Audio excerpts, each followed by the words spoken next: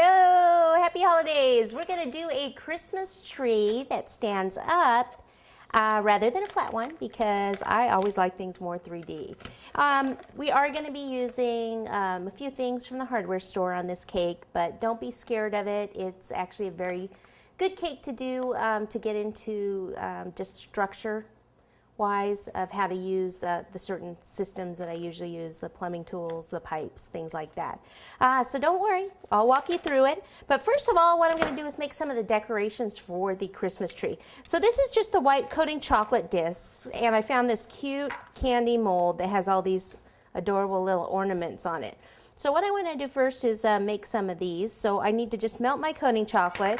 Usually at first I put it in for about 40 seconds, and then after that I stir it up, and then about 15 to 20 second intervals after that until it's completely melted. Make sure you do stir it in between because you can burn your chocolate.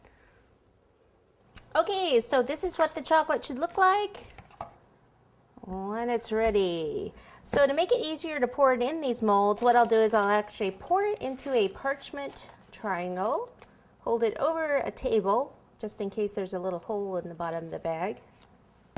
Fold this down, cut off the bottom, make sure you do it away from the chocolate so that it doesn't go into your chocolate, and then just fill the molds.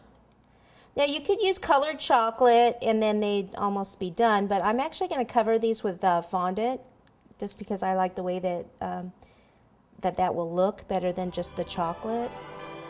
But that's another option for you.